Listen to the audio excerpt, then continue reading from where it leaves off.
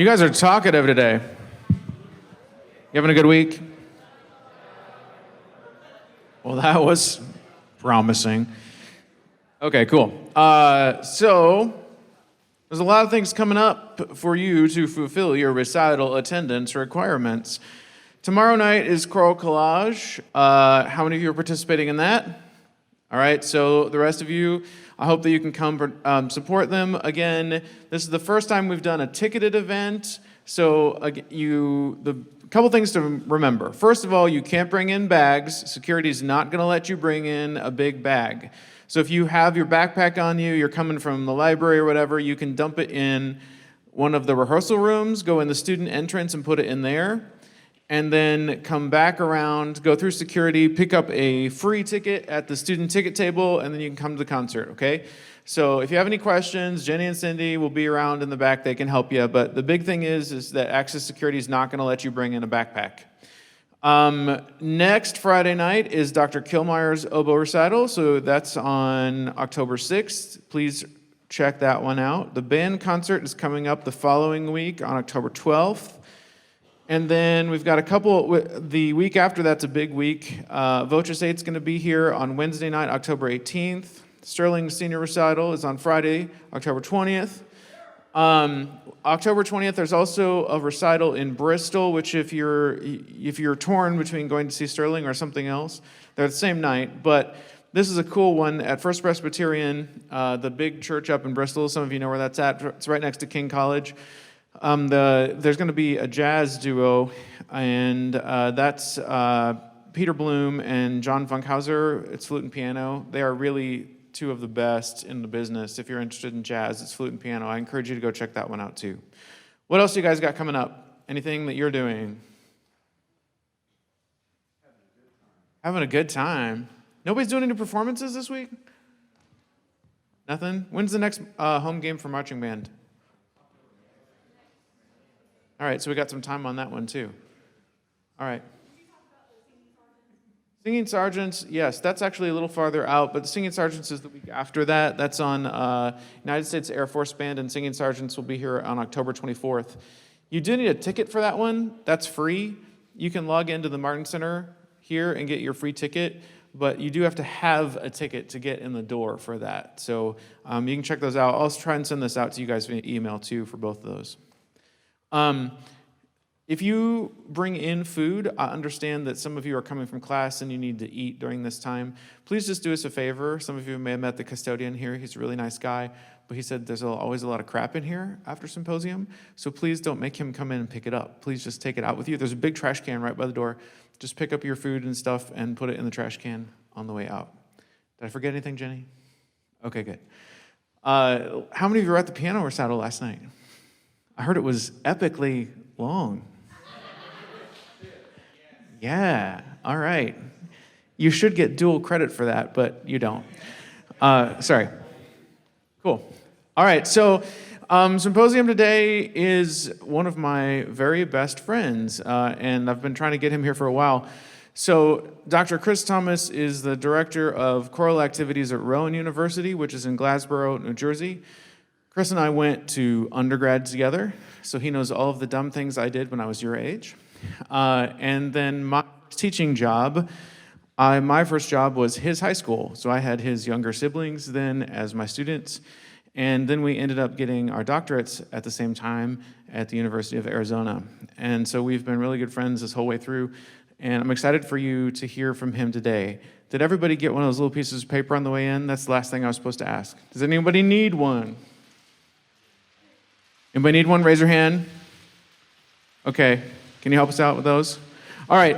Please welcome Dr. Chris Thomas. Thank you. Thank you.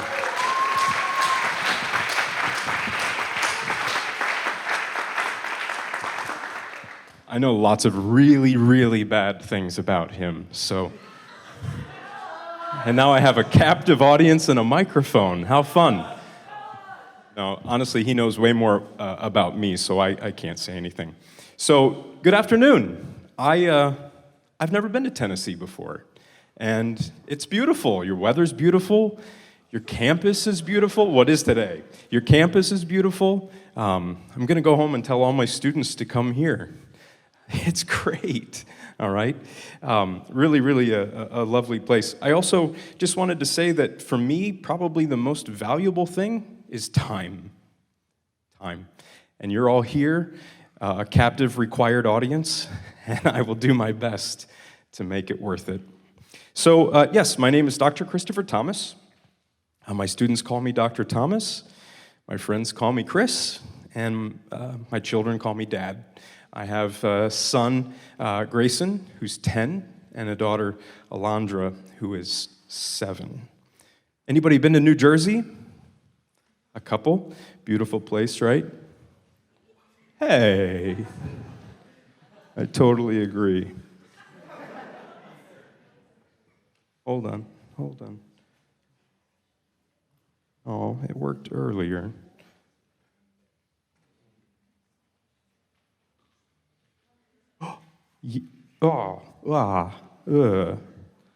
Yes, worth it, right? Look at that. So I flew in from New Jersey yesterday down here to Johnson City, and I like to use maps as much as possible because we Americans are not really known for our geography, right? So where I come from, I am Director of Choral Activities at Rowan University up there in Glassboro, and just to kind of put all of my location in perspective, where I work, it's 20 minutes to Philadelphia, an hour and a half to New York City, and 45 minutes to the beach. All right, so New Jersey may not be beautiful, but I have access to a lot of very beautiful things. I did a little bit of research about your school, and we all know that if you want to go to the definitive source of all things, what website do you go to? So that's where I went, and I found that actually our institutions are fairly similar. Rowan and ETSU were both state schools. We're both designated Carnegie II research institutions. You have about 15,000 students. We have about 20. But very close. And I really like the song Tennessee Whiskey. Any fans of that out there? Yeah, I can't sing the lick, though, so it's not my karaoke piece. But as I was looking through things, I was really tickled to see that your institution offers a certificate in brewing and distillation studies. Yeah, so we don't have that. But we do have like Snooki and reality television, and the Jersey Shore, so we have an Institute for Cannabis Research. So good on us. We're doing the real work of the real people, right? From what I could see, though, there are some differences. We are Division III athletics. This is our very, very first year having a marching band. They just had their first game last week. So we are a long ways off from being invited to be a part of the Macy's Day Parade. All right? Congratulations to you. And second, we don't have a degree in bluegrass, old time, and roots. But you do, which I think is awesome. We, though, have an accordion performance major. So, yes. Go unemployment.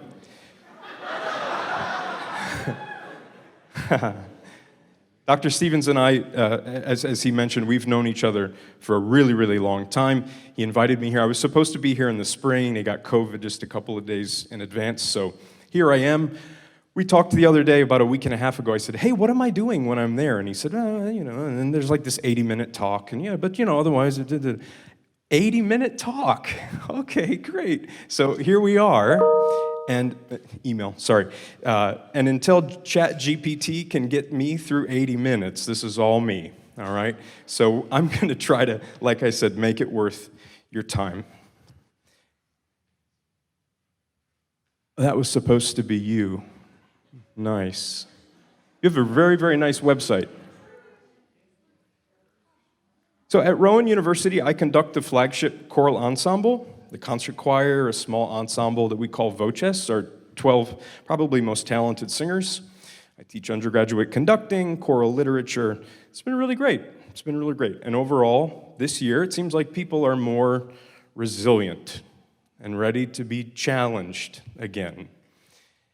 Regionally, COVID was very, very different For us, we were on complete virtual lockdown for a year and a half.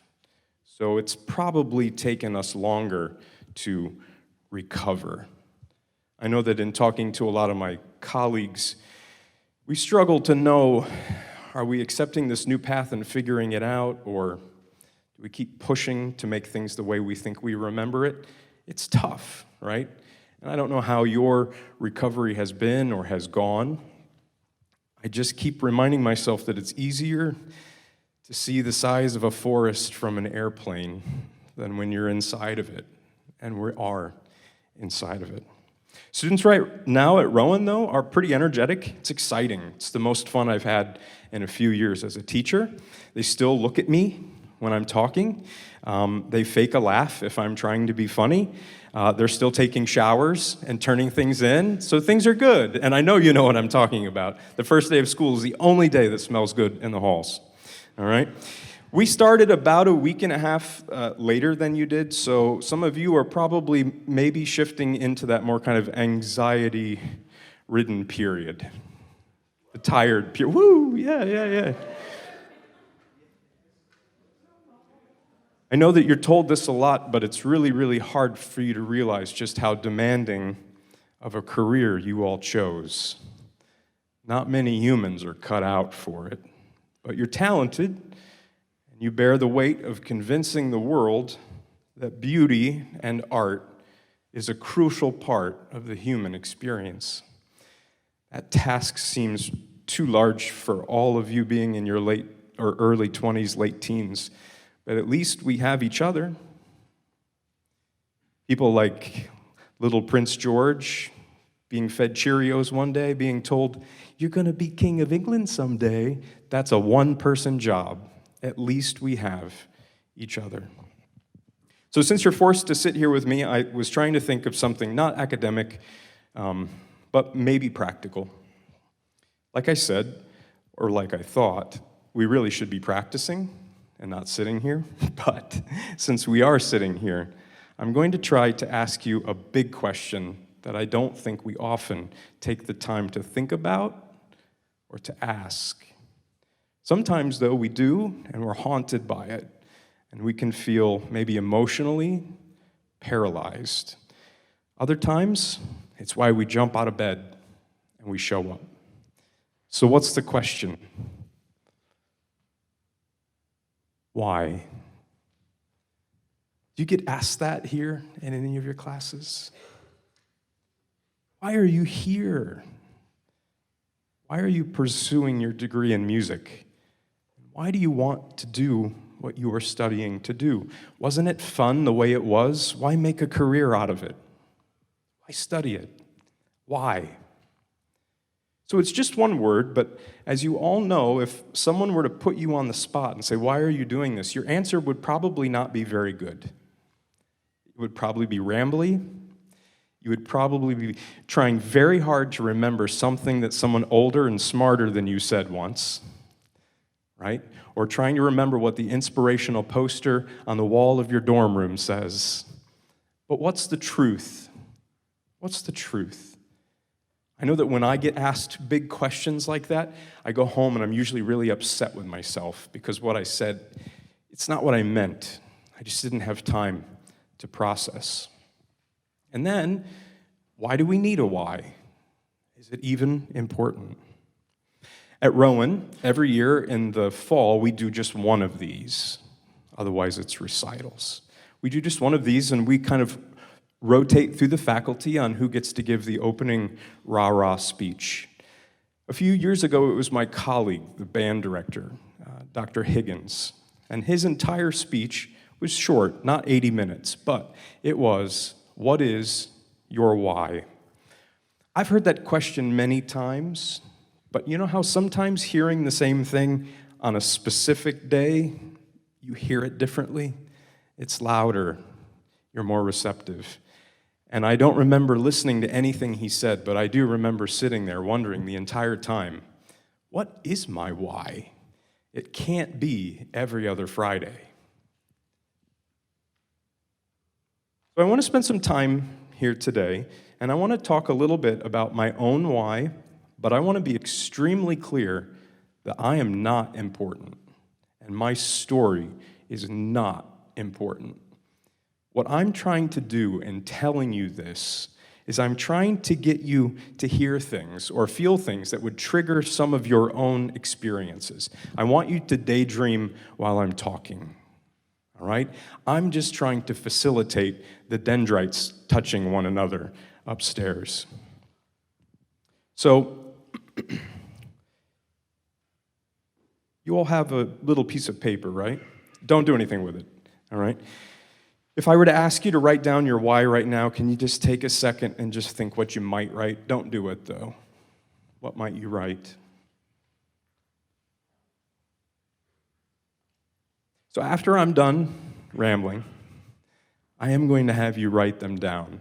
And we're going to pass it in. You're not going to put your name on it. You're going to pass it to the side or whatever. We're going to bring them up here, and I'm going to go through them, and we'll see if we can do something meaningful with them. But the reason that I don't want you to write on them right now is because I don't know that what you would put right now is as good as it can be if we think about it for just a little bit. So, my story. I grew up in a very, very small town at the top of Illinois, Durand, Illinois. 1,100 people in the town. I had 56 people in my graduating class. All right, small school. My students in New Jersey go to very, very large schools. Any school smaller than, say, 1,500 to them is nothing. And in driving around looking at your area here, I learned, like, my goodness, if you went to Johnson City High School, like, that's a big school, right? So 56 people in my graduating class. The town was fine. But I knew that I wanted to leave as soon as possible. I did, however, feel supported when I was there. I started piano lessons in second grade with Mrs. Wegner. She was lovely. She was 1,000 years old when I started and 1,000 years old when I ended. You know, people like that. Her house was super hot. There were cuckoo clocks, and her husband was a candy engineer, I suppose you would call it. He was always giving out samples of whatever he was creating in his candy lab that day. The lessons weren't rigorous, but they were supportive. I started singing in a choir in 5th grade. My teacher's name was Mr. Simons. I liked to sing, but I didn't really know anything about it. And for some reason, he asked me to sing a solo on the choir concert, Where is Love from Oliver. I can quite possibly say that is probably why I'm here today. It got me going. It got me thinking. Durand, the school, it didn't have the most rigorous of music program, and my teacher, Mr. Simons, would have definitely failed all of my classes that I teach today, but his support was incredible. Incredible. I knew it at the time, but now that I'm older, I'm kind of overwhelmed by it. One night, I was at a football game, we were walking around, and he was there, and I said to him, could I be a music teacher? It just randomly came to me, and he said, sure, why not? And then I decided I was going to be a music teacher. Now, again, I want to remind you, my story is not important. Are any of you connecting to this or unconnecting to this? Do these stories, I hope, trigger something within what you're thinking? I remember telling my grandmother that I was going to go to music school. I was pretty nervous, but she said, your grandfather and I saved and invested in livestock, barns, and land. You are going to invest in education, lessons, and books. What a beautiful thing to hear from someone born in 1918 on a farm. All throughout high school, I loved to sing and be on stage. I was pretty good, I didn't work very hard, and the competition was pretty low. 1,100 in town, 56 in my class. Life was good for Chris. If you would have asked me why music, handing me that little piece of paper, I don't know exactly what I would have said, but I assume it's something to do with I like the way it feels when I do it, and I like the way it feels when people tell me I'm good at it. That's really cringeworthy for me to say on stage. But I think it's true. I think it's true. I do think my why at that point had something to do with the way that I felt when I did music. Honesty, probably the best thing here. You won't invite me back whether you like me or not. It's possible I had more depth, but I doubt it. And as I think about that, the part of it that probably blows my mind the most is that it's that person who chose what this person would do for the rest of their life. Same for you, right? So I decided to go off to music school, and to Millikan University I went. And here is, yes, where I met Dr. Stevens. Fate took me to this very special place, an incredible place. It was just 3 hours south of where I grew up, a small private school. There were about 2,000 students there, which is a small school, right? But there were over 300 in the music department. It's an amazing ratio, right? I moved in, I made some friends, and I auditioned for the opera. At this point, I'm 18. I'm from a farm. What is an opera? I don't know. I think it's loud and for old people, but I'll try out for it. I was cast in the lead as a freshman in something I had no idea what it was. I was the father in Hansel and Gretel. I worked really, really hard. I had never had to learn anything so difficult by myself, yet in front of professionals in my life. Did any of you have a similar kind of experience going to music school? That whole big fish in a little pond thing? So at that point, what is my why? Because I'm killing it. I'm killing it. Ugh. But after a while, I missed a few classes here or there, and a few more. And I realized I am just one of a lot of really, really talented people. Music theory in particular was really hard for me. I started to feel like things were too difficult, everyone else was better than I was. I'd go to a practice room only to not practice. I remember feeling fear like I hadn't before, at least fear of music. I was questioning my discipline, my entire career path. Dr. Stevens can attest to that. We spent many nights drinking bottled water talking about it.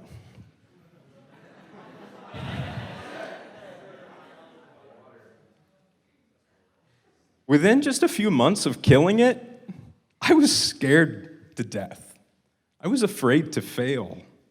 I was afraid to fail and admit it to the people who told me how great I was. My two previous whys were entirely based on how music made me feel. Now it made me feel terrible. However, it was a beautiful school. I had an incredible time. I'm not trying to say that it was a bad experience overall. It was really, really great, but it was tough. I got some medical support, I found my way, made it on the dean's list or whatever it's called, and I graduated. My first teaching job was at Warrensburg Latham High School. It was known for its stunning performance hall. Is that a thing in Tennessee? Nice. It was a farming community there where I taught. It was hard, to be honest. It was really hard. All teaching jobs are hard. And in addition to teaching, I started conducting a community choir, another email, musical emergency, I call them, a community choir, a church choir. Things were good. And to be honest, my why was changing quickly. I was no longer being told I was good at anything. I was no longer quite so afraid. Instead, I realized that I was lifting other people up in my own classroom. I could make students smile. I could get those seventh graders to sing so loud and crack and high five one another, it was really, really special. I was only 23. I was conducting this community choir. Why were these people in their 50s and 60s and 70s coming to sing and make music with me? What a gift, a responsibility. I started to realize that I was loving making music with other people and finally finding a why that wasn't quite so cringeworthy. I went from, it makes me feel good, to I'm killing it, to I'm afraid to fail, and now I've landed on, it allows me to help and better connect with other people. Finally. So, again, take a second. Where are you with your thoughts? After teaching for 3 years, not very long, but long enough to know that I needed something different, I went off to graduate school. And both of my, oh, that's a nice slide. Both of my, yes, there it is, the University of Arizona. Both of my degrees are from conducting there, and yes, Dr. Stevens came a year after. We lived together. Here, my life was absolutely changed. It's a big program, at least it was at the time. There were 22 graduate students of choral conducting there at the same time. We had 6 continents represented in our cohort. It was really, really scary and really, really amazing at the same time. My major professor there, Dr. Chamberlain, a much younger, more handsome version of who he is now, is like my hero, my musical hero. Retired, though, in sunny Tucson. These were hard years, of course. Imposter syndrome, you've heard of that, I'm sure. No salary, you've heard of that, I'm sure. But back to the good stuff, I remember sitting in a choral literature class, and in this class, we would have full scores of music, and someone would present and then play recordings and kind of take us around to the good spots. And someone, I don't even know who it was, they were giving a presentation on Vaughan Williams' ODA. Big piece of music, full orchestra, children's choir, full choir, the whole thing. And I sat there, I was looking at the score, and I'll never forget, I just started to cry. I connected to that piece of music in a way that I had never connected to a piece of music before. You didn't really hear me say that I loved music up until this point, did you? I think I did, but in this moment, it was different. And music struck me so deeply that I couldn't get over the fact that I had done so much of it and maybe never even loved it. Music instead was just a vehicle for my life. I've had so many Vaughan Williams moments since then. And my mountaintop experience happened 15 years ago. I'll have another one at some point. But 15 years ago, singing the B minor Mass, one on a part, with Dr. Chamberlain. So fast forward to today. I'm now at the beginning of year 13 at Rowan University. I've started some really large, successful programs and festivals. I have 1,500 high school tenors and basses coming to Rowan next week for a festival. I've conducted in 13 states, 7 countries. I've also passed out twice and gone to the emergency room while teaching. Exhausted. Class dismissed. Here are the things that I am learning. And I did not say I have learned. The things that I am learning. When your why is strong, so is your productivity. When your why is unclear, but you are exhausted, you become depressed and anxious. When your why is unclear and you are unproductive, you can also feel depressed or anxious. When your why is strong, but your environment is in opposition, you can feel restless, resentful, angry. Can you relate to anything that I just said? right there. I'm not a scientist at all. I'm not even qualified to have made those statements, but I believe them to be true in my heart because I've felt every single one of them. So your why, I believe, is incredibly important. And you know what else is important? Knowing the why of everybody else in the room. It will help you to understand this entire thing much better. Art is reliant upon empathy. Why isn't that person practicing enough? Why is that person always doing this or always that or criticizing this or saying that? Get to know your classmates. It's a nice small cohort here. Somebody in this room will be your boss. Someone will be your employee. And worse yet, someone will be your colleague. That's much harder than the other two. Unrelated, I love to hear people's stories. My best friend at Rowan, his name is Dennis de Blasio. He is the head of our jazz program. He was the band leader for Maynard Ferguson for many, many years. He is brilliant and hilarious, and that's my type. He's almost 70, and we go on walks on Wednesdays. It's like a thing. It's just like a bromance, is that what you call it or something? It's the best part of every week. We walk, we talk about our kids, we talk about what we talked about in our therapy sessions. I mean, it's really, really just all over the map, music, whatnot. But I remember last year, he and I were walking through campus. It was a Wednesday, and he was talking about his recital he was getting ready to do in a week or so. And he said, I think this might be the last time I play my instrument. Oh, I was shocked by that. He said, yeah, I've been practicing every day since I was 12 years old. I don't know, maybe I'm done. So I freaked out for 2 reasons. Number one, he cannot retire. He's literally the only person I like at this place. And number two, I have never heard someone talk about the day they're going to stop making music. Have you? Since then, however, though, I have.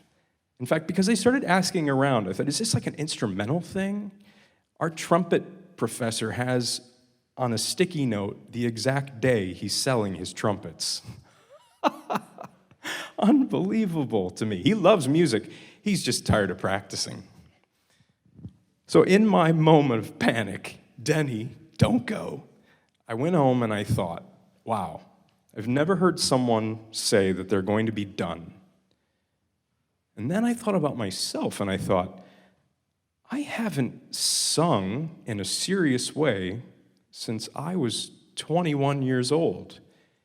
He is getting ready to stop. And since I became a conductor, I stopped a long time ago. But there's a big age difference. I thought, oh my, I don't like that. So, a couple of walks later, I said, hey, Denny, you want to share a recital next year? I'll do half and you do half. Well, I'll only do half because I don't have enough material for an hour, and then you can come out and make it more entertaining. And he said, yeah, that'd be cool. Let's do that. And so next Tuesday, he and I are doing a recital together. So in that moment, in my discussion with him, he went from 2 weeks ago, I'm done playing, to, yeah, we'll do a recital next week. Why did he do that? I don't know. I'm never going to ask him. Is it because maybe he needed someone to kind of make him feel like it was worth it to do it? Was it something different? I don't know. I don't even know that it matters. But here was my friend, almost 70, contemplating the end of his playing, me realizing I had given up what it is that I kind of started with at the beginning, and now committed to doing something else. So to bring this back to the why, I am now relearning the thrill of singing because it feels good. That's kind of how I started. But it doesn't feel the same. It's like not that cringeworthy thing that it was in the beginning.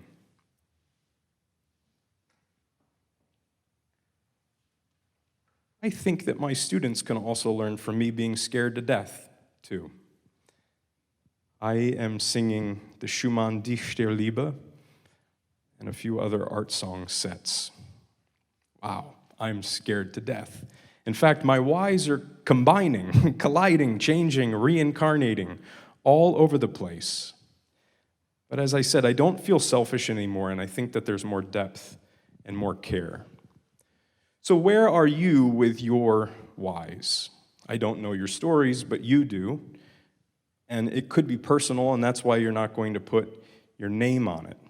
But if you're going to do all this work here at ETSU, you're going to cram, you're going to be sleep deprived, you're going to practice, you're going to make public mistakes, you're going to cry, you're going to laugh, you're going to dream, you're going to cry. Shouldn't you have a why? Remember, if our why is not strong, it can lead to some not so great feelings. I went to a traveling exhibit in Philadelphia just a couple of weeks ago. It was called Wonder Space. These things travel. Do you have anything like that here? I wouldn't call it art, but more like an artistically inspired experience of sorts. You walk into these exhibits and you interact with lights and color and all sorts of things. But one of these exhibits struck me pretty hard. It was called The Things You Wish That You Had Said. The Things You Wish That You Had Said. And take a look at the stock photo. All right? Very thoughtfully thinking. So there's a wall here, and you can see these pieces of paper, right? And you can see that there's a few holes that are not occupied in the wall. And you can also see that the paper was dyed red on one side. So the assignment was take a piece of paper and write down something that you had wished to have said to someone. It's very open-ended, right? So you write it down, you roll it up, and then you stick it in. Anything that doesn't have red dye on the outside, that's fair game. Pull it out, fill it out, and put it in. But then the part that struck me the most was then once you had done yours, you were allowed to stand there as long as you want and pull out and read other people's. I stood there for a long time. People are fascinating, terrifying, intellectual, and shallow, but they're all important. So nothing you can say or write is dumb. Don't work hard to impress anybody. We can buy the poster on Amazon, but work hard to be sincere to yourself. Let's take a couple of minutes. I want you to write down your why.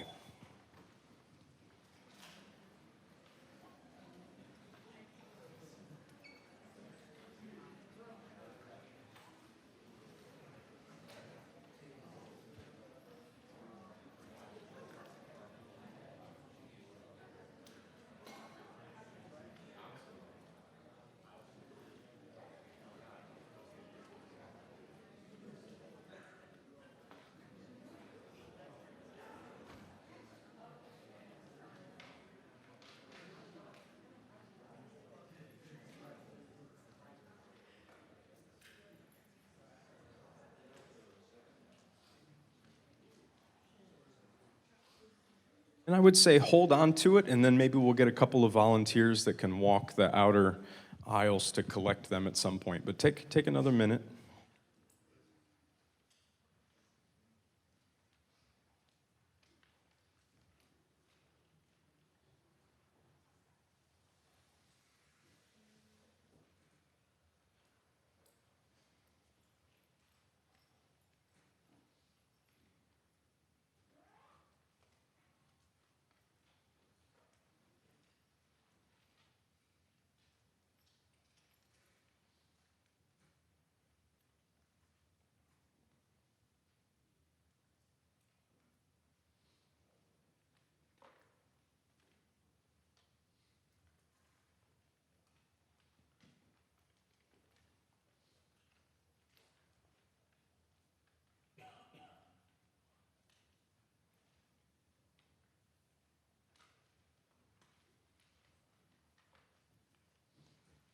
Could I get a couple of volunteers to collect? Boom, boom. Nice. Thank you. Make it work, as they say.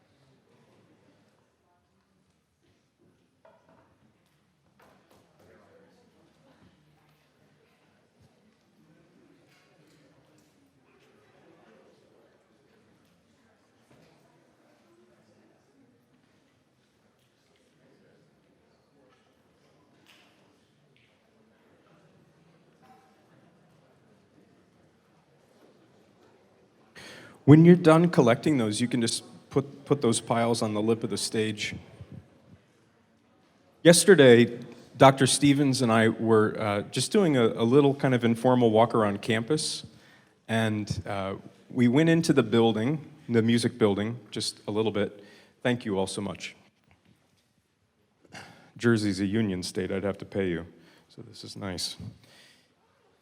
We walked out of the music building, and it was a beautiful day, and Dr. Stevens said, wow, I'm paraphrasing, but I haven't walked out of the building and just looked around and breathed in so long. I'm always on a mission. I think answering a question like this in week 5 is the same thing. Who has time for this, right? But I'm glad you did. I hope it was cathartic to a sense. So I want to read just a couple of these, and then I would encourage you to maybe do something with them once I've gone.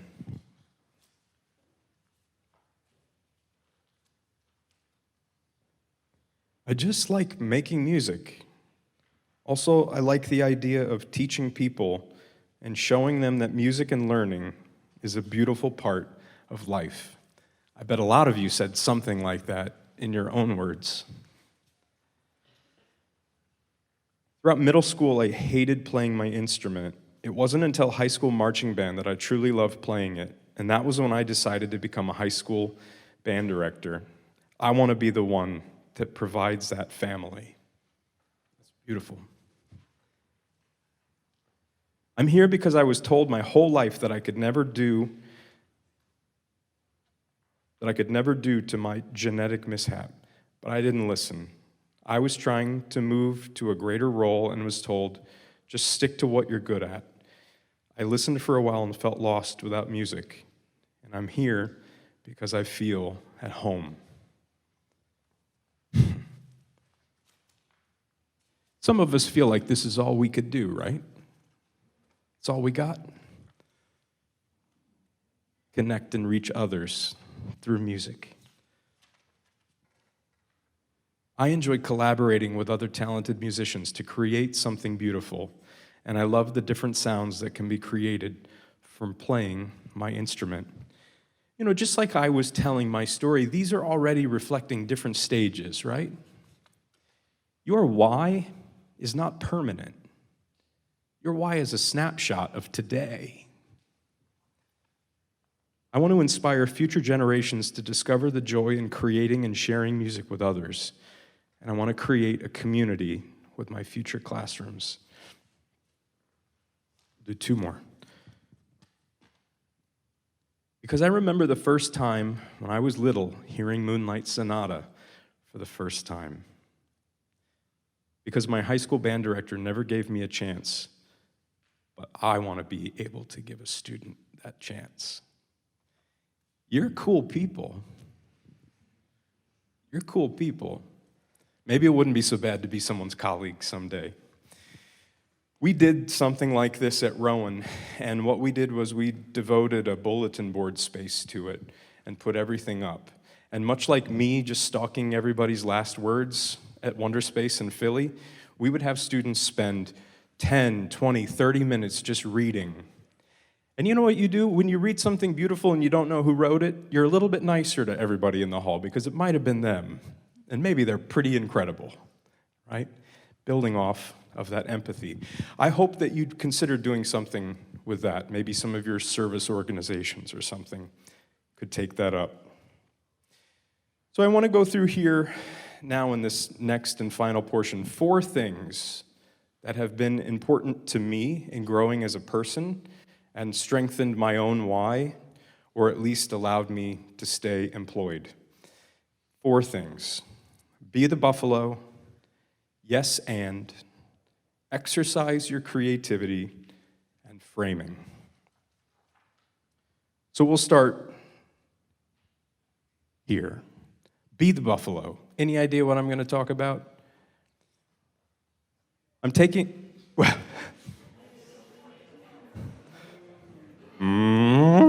yeah, okay. I'm from a farm. I do a better chicken. I'm taking much of the language of this particular section from an article in the Tennessean by New York Times best-selling author Rory Vaden.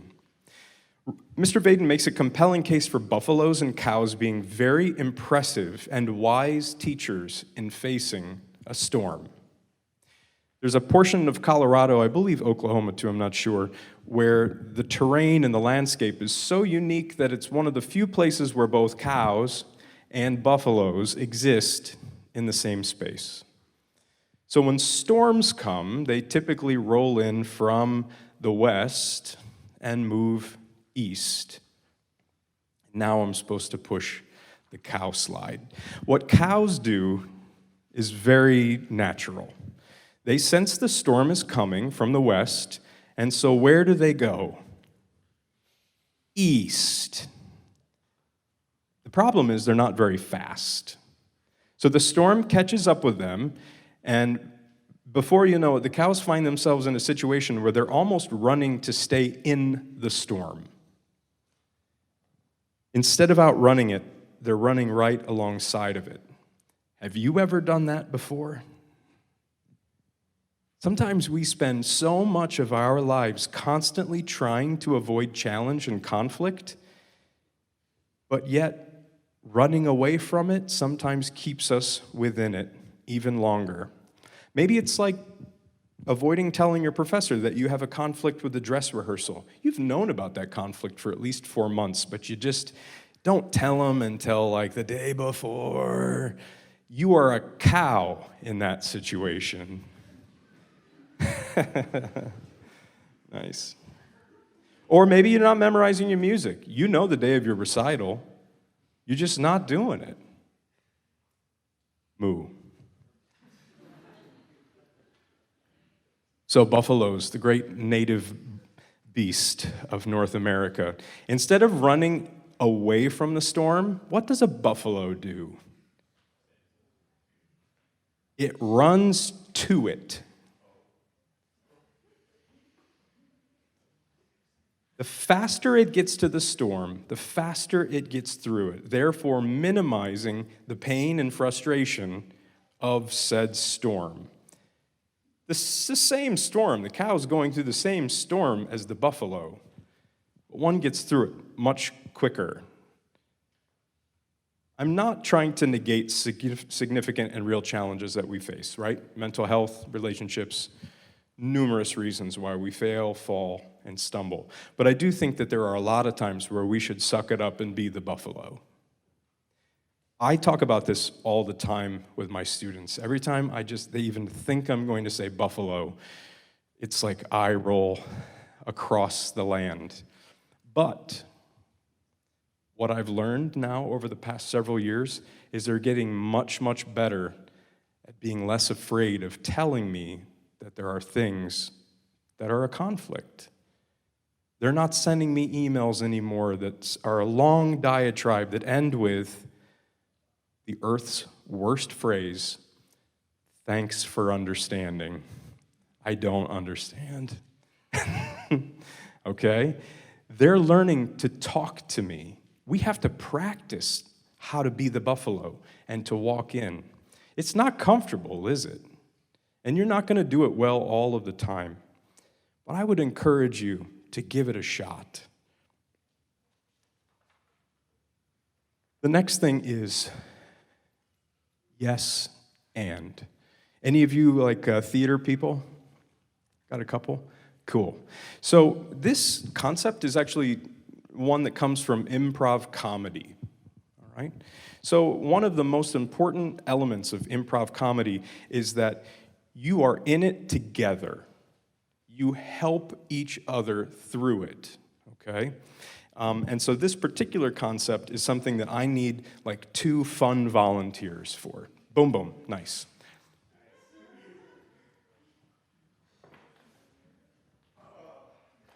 Nice.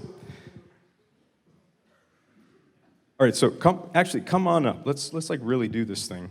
Nice, excellent. All right, and if you two could stand out here, and you're just gonna kind of hang out, just like you're just hanging out, and you're hanging out. And I want you to have a little conversation with one another. Now, what they're going to do, oh, this is good. What they're going to do is one person's going to make a statement. I give them the statement. Then we're improving from there out. The other person responds. They have to say yes, and then it goes from there. And then the other person has to respond and say yes, and, right? So like, today's my birthday. Yes, and I can't wait to show you what I've been making for you for months and months and months. Yes, and I forgot to tell you I'm donating all of my presents this year to a charity, right? And then, yeah, we're no longer friends, okay? So just something like that, all right? So you must yes and, okay? Now, we don't have to be funny, but we just have to give it a shot. So here is your prompt. I'm sure excited to be at ETSU this semester. All right, somebody says that first. Man, I am so excited to be at ETSU. This is my freshman year. Yes, and be prepared for a long year. And then I say yes and, oh, okay. Yes, and lots of depression. Yes, and no sleep. And eating disorders. Have a great year. All right, good. Stay here.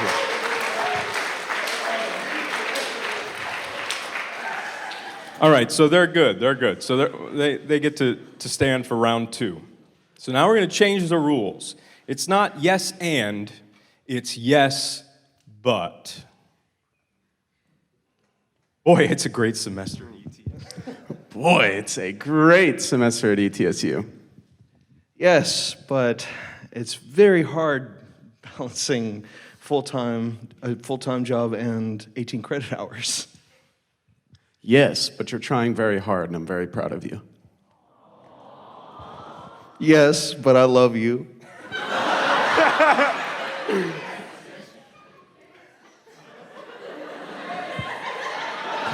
Have a great semester. All right, thank you both. Thank you.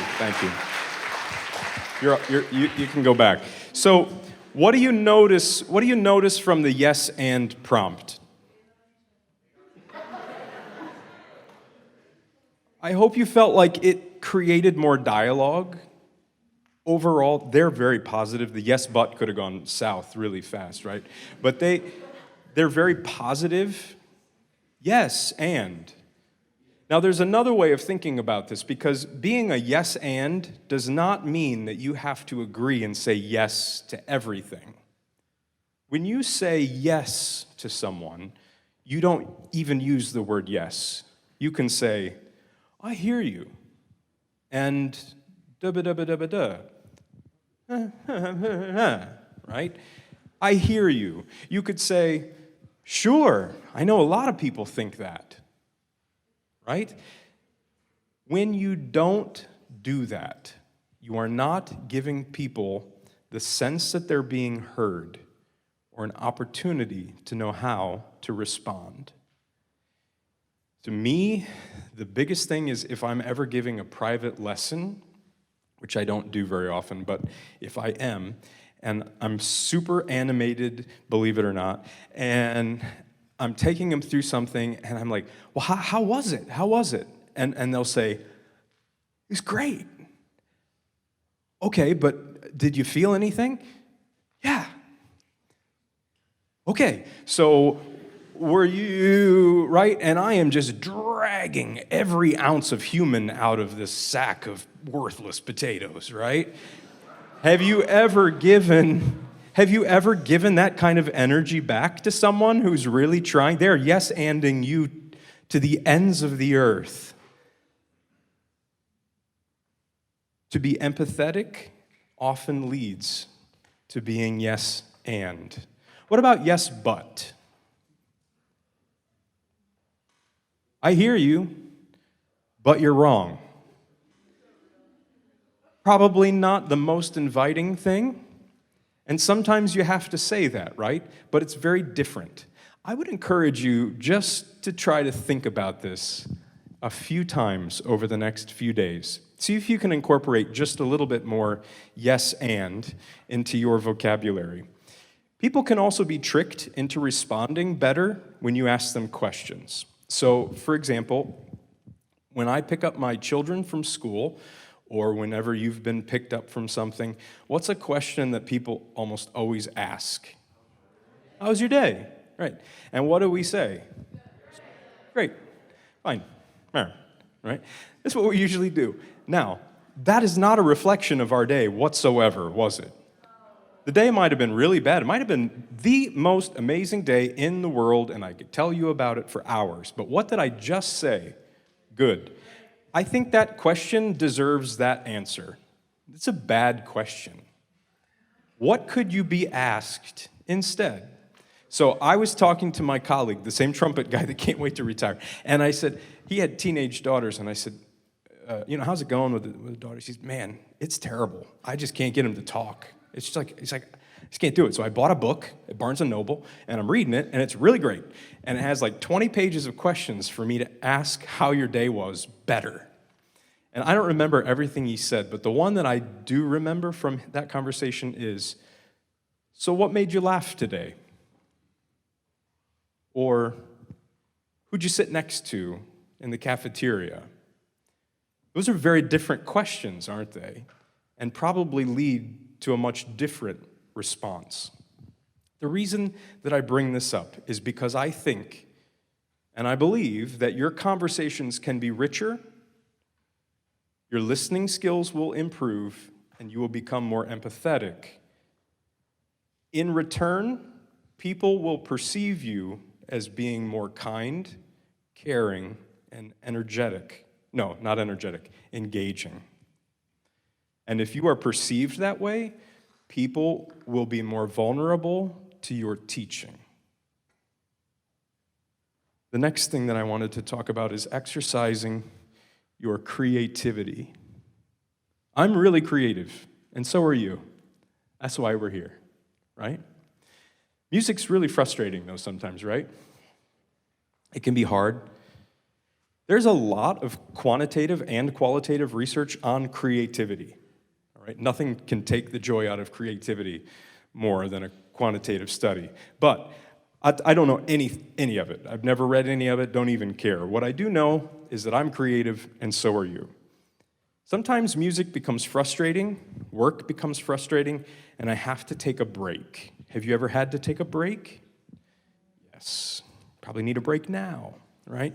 You have to take a break. What do people tend to do in a break? Sleep, eat, Netflix, cry while watching Netflix, bottled water, yes. I don't know, it's just like, for some reason, and maybe it's just me, but for some reason, I always thought that to take a break meant you needed to rest. You needed to disengage. But after a while, I realized that that was not good for me. In fact, disengaging stresses me out more than the reason I need a break. Now, you may not be the same way. That's my issue, all right?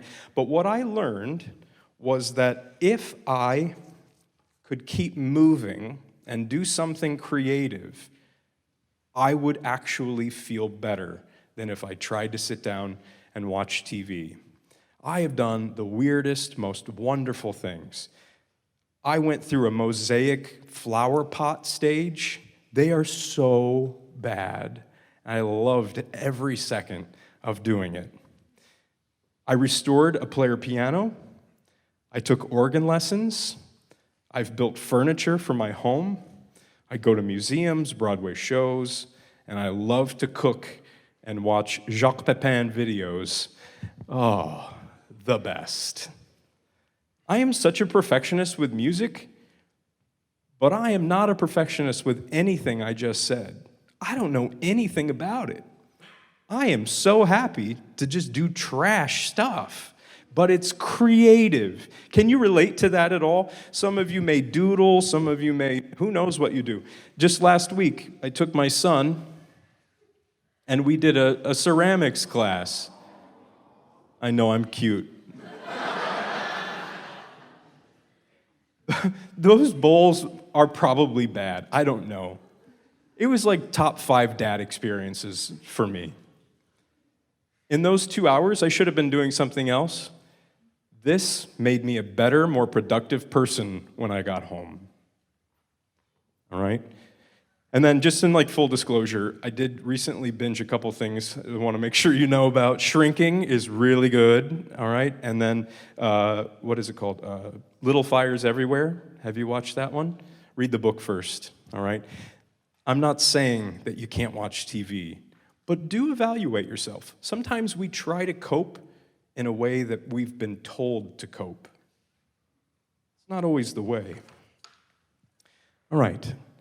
The other thing or part of creativity that I did want to mention is that music is not quite as special and unique, in my opinion, as sometimes what we're told. I think vocal people should listen to orchestral music.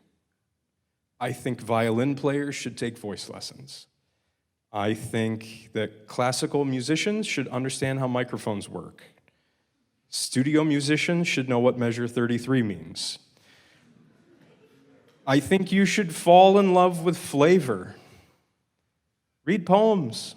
Write bad poems. Take a dance lesson. Make up a dance.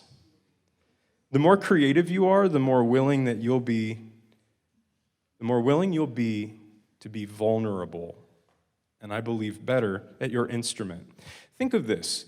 Right now, you sit sometimes in your classes, and you might have a teacher that asks you to do something. Hey, would you stand up or come up here and improv, right? Okay, they put their hands up. How many of you would rather move to a different country than come up here and do that thing, right? Some of you would. But you know what's funny? Someday when you're a teacher, you're probably going to ask a student to do it. Practice creativity. Get over yourself. Be silly, all right? The last thing that I want to talk about today is framing.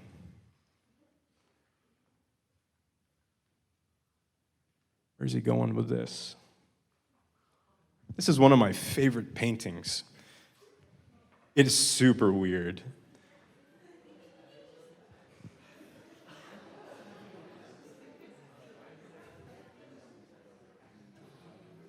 Ah! Got ahead of myself. So before I went to Rowan, I had a really brief interim position at the, where was it? Indiana University of Pennsylvania, a fine institution I think of all the time. And at the end of my interim time there, the students gave me this really meaningful gift. One of the pieces that we had been singing was by Josef Reinberger. It was Abendlied. We had just been singing from a great piece, right? Yeah, check out his Mass in E flat. So we had been singing just like off a CPDL score, just junkie free or whatever. And so it's all done, and the students present me with a hard copy of a Karus score that they had all signed. It was really, really beautiful. On this Karus score, they had signed it with this blue fluorescent pen. Now, I can be really petty. And I was thinking, now it wasn't showing, but I was thinking, why did you ruin my gift with a blue fluorescent pen? What about the romantic period makes you run to blue gel? I'm not really this bad, it's just drama, right? All right, so everybody signed it. I was very moved, but maybe a different color. So I moved from there to New Jersey, and this is something that I wanted to get framed for my office. So I took it to a framing place, and I told the person, look, I'd love to have this score framed for my office, and he stares at it for a while, and I love watching people work who are good at what they do. He goes over and he takes a whole bunch of the frame things, that are on the wall, he brings them over, moving around, and then the next thing is he brings over like 3 of those huge matte books over, and I'm just watching him go to town. And then he said, I'm so glad they used that blue pen. This will be such a better project for me to do and a more beautiful thing for you to look at. He saw something that I didn't see. On the screen, I already showed you one of my favorite paintings. I have printed, this is in my house.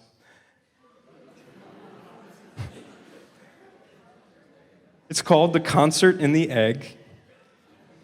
Hieronymus Bosch is a Dutch painter attributed to this. I don't think it's true. 1450 to 1516. This painting is called The Concert in the Egg. And to be casual, we could say there's a lot going on, right? A lot going on. It's bright, it's dark, it's colorful, it's comical, serious, strange. So what are you looking at right now? What do you see? Don't turn this into like a highlights treasure hunt, but just what is it that you were focused on? So the framer of my score did an amazing job. So now it's my turn to see if I can frame a painting.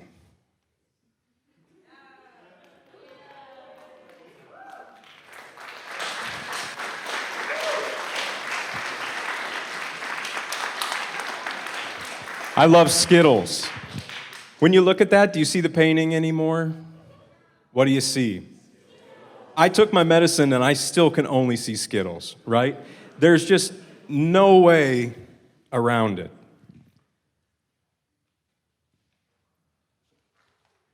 If this painting were to represent music or studying music or whatnot, what are your Skittle frames? What are your distractions, limitations, fears, bad habits, negative friends, acquaintances? These would be the things that pull you away from the reason that you're here. They confuse your why, and they absorb into your being. So I'll try again.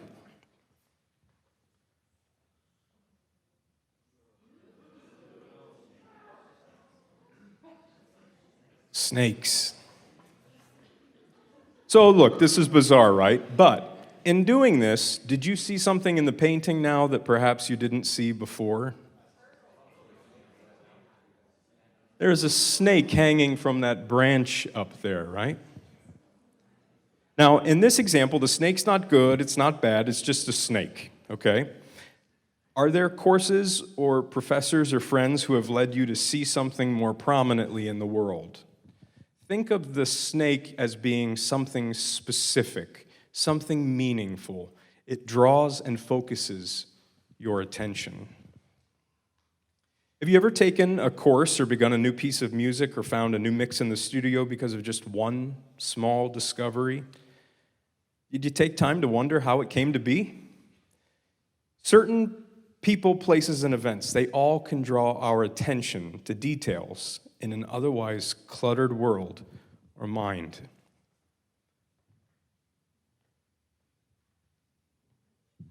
With this, I notice the hue of the background more. There are really beautiful shades of gold in this, especially the dimly lit fire in the bottom left. With this frame, I'm drawn into the musician playing a wind instrument while a white crane rests on his head. I think I saw it before, but now it seems important. This is an idea of how it's framed in my home.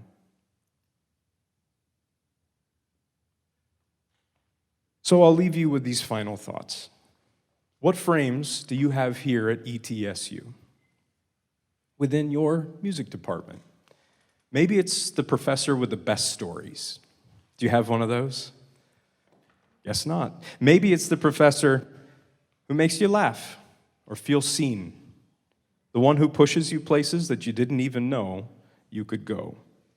Maybe it's the way that a conductor has held together an ensemble in performance when the soloist comes in a minute early. Or the way your music education faculty have challenged you to articulate why music matters and why you feel worthy to teach it. Maybe it's the way the wind ensemble or concert band has reached that climax in that Husa piece. Maybe it's the way you went from Every Good Boy Does Fine to German augmented sixth chords. I didn't get it when I was your age either. Maybe music and world cultures opened your mind to just how much more there is when we expand our definition of music beyond the Western world. Attending your first alumni event and connecting with people who went to this very school. Maybe you discovered your voice here, perhaps through singing or composing, taking a huge risk and emoting with expression that you never felt like you could before. In what other major on campus do you get one-on-one time with a professional? Maybe the commercial music or recording studio teachers who revealed software in such a way it was so imaginative that you actually feel like someday you can record an award-winning album and be a part of the mainstream. Those frames are your faculty, your teachers. The courses you take are also frames, the content. And it goes without saying that you have a million external frames that you all bring with you every day. Your peers are potentially your most influential frames. I hope you've made a real friend here. You really just need one, and they're not on the internet. Experiences are also frames. Maybe you practiced so long and so hard you were crying, or you doubted you had the tenacity. Those are frames too. These frames are all here in this room, next to you, in front of you, and behind you. And I will close by saying that surely we are all students. We're all still learning, and if we're vulnerable enough, we can discover something new every day. While you're learning about music, you're really learning even more about yourself. Going to college for music is hard.